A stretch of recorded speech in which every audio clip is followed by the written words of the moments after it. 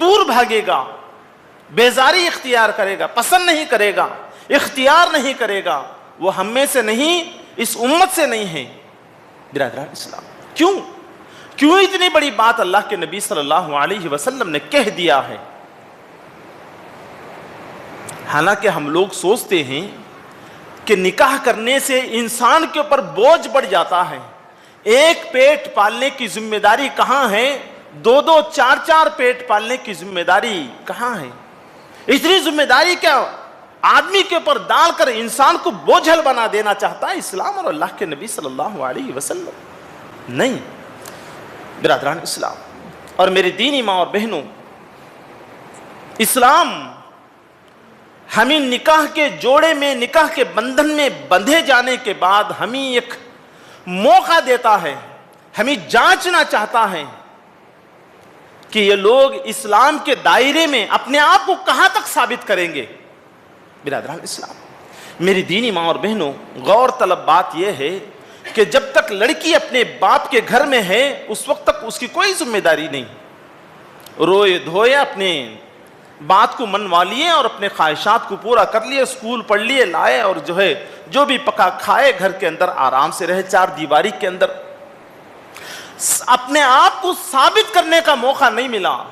نکاح کے جوڑے میں جڑا کر اپنے آپ کو ثابت کرنے کے لیے اسلام ایک موقع دیتا ہے کہ یہ کیا ثابت ہوں گے، اپنے شوہر کو کیسا بنائیں گے، اپنی اولاد کو کیسے بنائیں گے۔ یہ میری دینی ماں اور بہنوں، اگر ہماری بیٹی، ہماری بہنیں شادی کے بندھن میں بندھے جانے کے بعد کہ یہ ثابت کرتے ہیں کہ ہم ساس کی خدمت نہیں کریں گے، ہم کسی ننند یا نندے کی خدمت نہیں کریں گے، دیور اور دیورانی اور جیٹ اور جٹھانی کے ہوتے ہوئے ہم اس گھر کے اندر ایک پل بھی نہیں رہیں گے، اپنا غصہ ظاہر کرتے ہوئے اپنے آپ کو اس انداز سے پیش کریں گے، یا اپنے آپ کو اسلامی طرز زندگی میں گزارتے ہوئے ہم لوگ اللہ کے نبی صلی اللہ علیہ وسلم کے فرامین پر عمل کرتے ہوئے ہم ساس و سسرے کی خدمت کریں گے، اگرچہ کہ وہ بیمار ہو، اگرچہ کہ وہ مریض کھاٹ پر پڑے ہوئے ہوں، ہم ان کی خدمت کریں گے۔ یہ ثابت کریں گے، یا یہ ثابت کریں گے کہ میرے شوہر کے کمائی میں سے ہم 1 روپیہ بھی کسی بھی نہیں دیں گے۔ یہ ثابت کریں گے کہ اللہ نے میرے شوہر کی کمائی میں برکت دیا ہے، وہ ہمیں، مجھ بیوی اور میرے بچوں کو پالنے کے ساتھ ساتھ وہ اور اپنے بھائیوں بہنوں اور کچھ لوگوں کی یہ مدد کر سکتا ہے اور اس میں میری کسی قسم کی رکاوٹ نہیں ہوگی۔ یہ ثابت کریں گے۔ برادران اسلام، وہ مشہور حدیث ہے، ابو داؤد کی روایت ہے، ابو ہریرہ رضی اللہ تعالیٰ عنہ راوی ہیں، اللہ کے نبی صلی اللہ علیہ وسلم فرماتے ہیں، اللہ تبارک و تعالیٰ اس مرد کے اوپر رحم فرمائے جو رات میں اٹھتا ہے نماز پڑھنے کے لیے، تہجد کی نماز، قیام اللیل کے بارے میں اللہ کے نبی صلی اللہ علیہ وسلم فرماتے ہیں، اس مرد کے اوپر، اس شخص کے اوپر اللہ تبارک و تعالی رحم فرمائے جو رات میں قیام اللیل کے لیے اٹھتا ہے اور اپنی بیوی کو اٹھاتا ہے۔ اگر وہ سستی کرتی ہے اور گہری نیند میں پھسل جاتی ہے تو اس کے منہ پر ہلکے سے پانی کے چھینٹے دے کر اٹھا کر اسے نماز پڑھنے کی تلقین کرتا ہے۔ اسی طرح اللہ کے نبی صلی اللہ علیہ وسلم فرماتے ہیں اس عورت کے اوپر بھی اللہ تبارک و تعالی رحم فرمائے جو قیام اللیل کے لیے اٹھتی ہے اور اپنے شوہر کو اٹھاتی ہے، اور اگر وہ سستی کاہلی کی وجہ سے، تھکنے کی وجہ سے نہیں اٹھتا تو اس کے چہرے پر ہلکے سے پانی کے چھینٹے دے کر اٹھاتی ہے۔ تو برادران اسلام، اللہ کے نبی صلی اللہ علیہ وسلم اس مرد اور اس عورت کے اوپر رحم کرنے کی دعا فرمائی اللہ کے نبی صلی اللہ علیہ وسلم نے۔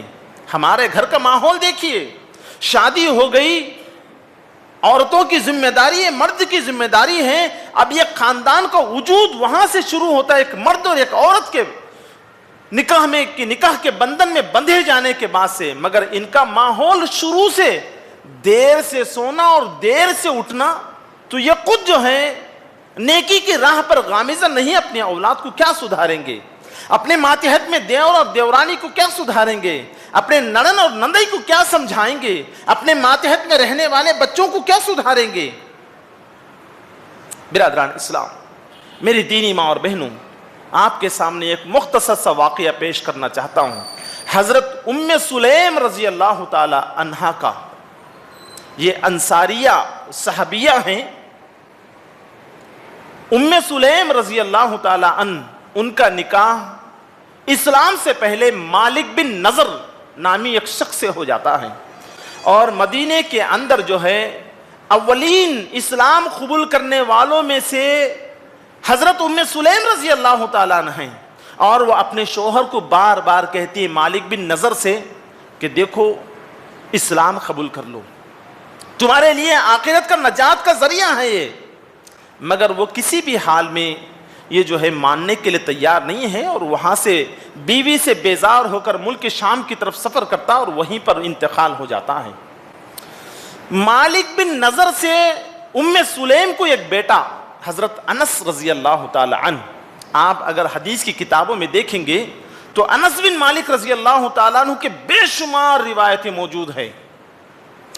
حضرت ام سلیم رضی اللہ تعالیٰ عنہ اپنے بیٹے کو اللہ کے نبی صلی اللہ علیہ وسلم کی خدمت میں پیش کرتی ہیں اور کہتے ہیں کہ اللہ کے نبی صلی اللہ علیہ وسلم یہ آپ کا خادم خاص رہے گا۔ کتنی مدت تک؟ 10 سال تک حضرت انس رضی اللہ تعالیٰ عنہ کہتے ہیں کہ میں اللہ کے نبی صلی اللہ علیہ وسلم کا خادم بن کر رہا 10 سال کی مدت تک۔ برادران اسلام، ادھر بیٹے کو لے جا کر اللہ کے نبی صلی اللہ علیہ وسلم کا خادم بنا دیا، اور دوسری طرف یہ جو ہے بیوہ عورت ہے، اور کچھ مدت کے بعد ان کے پاس رشتے آنا شروع ہوئے،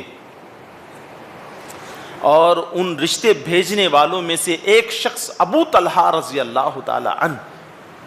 ابو طلحہ رضی اللہ تعالی عنہ انصاری صحابی ہیں، ابھی اسلام قبول نہیں کیے ہیں۔ وہ ام سلیم رضی اللہ تعالیٰ عنہ کے پاس نکاح کا پیغام بھیجتے ہیں۔ تو برادران اسلام، ام سلیم رضی اللہ تعالیٰ عنہ، دیکھیے نیکی کی طرف بلانے میں عورتوں کا کردار کس طرح ہونا چاہیے۔ ابو طلحہ رضی اللہ تعالیٰ عنہ کو ام سلیم رضی اللہ تعالیٰ عنہ سمجھاتی ہیں کہ ابو طلحہ، تمہارا میرا جوڑا کیسے بن سکتا ہے؟